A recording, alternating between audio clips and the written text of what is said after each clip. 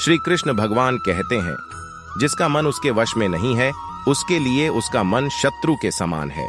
मनुष्य अपने विश्वास से निर्मित होता है, जैसा वो विश्वास करता है वैसा वो बन जाता है। हम जो कुछ भी है वह हमने जो सोचा है उसका परिणाम है। हम अपने विचारों से बने हैं, हम अपने विचारों से ढाले जाते हैं। लोग सोचते हैं कि ज्ञान और क्रिया अलग अलग है, लेकिन बुद्धिमान उन्हें एक ही मानते हैं।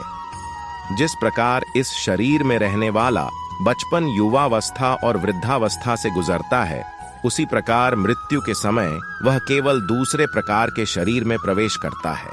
श्री कृष्ण कहते हैं, ना यह शरीर तुम्हारा है और ना तुम इस शरीर के। यह शरीर तो अग्नि, जल, वायु, पृथ्वी और आकाश से बना है और इसी में मिल जाएगा, परंतु आत्मा स्थिर है, जो तुम्हें मुझसे मिलती है।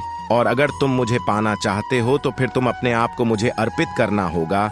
यही सबसे उत्तम उपाय है। कोई भी व्यक्ति जो अच्छा काम करता है उसका कभी भी बुरा अंत नहीं होगा। उम्मीद ही आपको रिश्ते में कमजोर बनाती है। उम्मीद का जन्म आपके मन में ही होता है, इसीलिए मन को शांत रखना बेहद जरूरी है।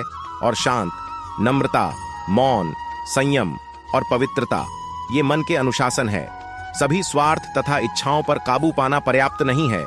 स्वामित्व और अहंकार को वश में करना भी आवश्यक है, जिसे तुम अपना समझकर मग्न हो रहे हो। बस यही प्रसन्नता तुम्हारे दुख और परेशानियों का कारण है। अंत में सभी आत्माओं को परमात्मा में मिल ही जाना है।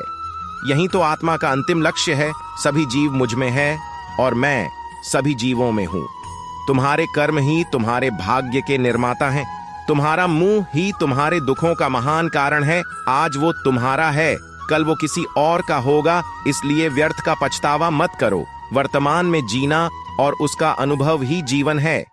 आत्मा अमर है, ना तो इसे कोई शस्त्र काट सकता है और न ही अग्नि इसे जला सकती है। जल इसके तेज को बुझा नहीं सकता और न ही वायु इसे सुखा सकती। किसी और के जीवन की नकल को पूर्णतः के साथ जीने की तुलना में अपने भाग्य को अपूर्ण रूप से जीना बेहतर है। आप बुराई से कुछ समय के लिए बच सकते हो, लेकिन बुराई तो तुम्हें हजारों की भीड़ में भी ढूंढ लेगी।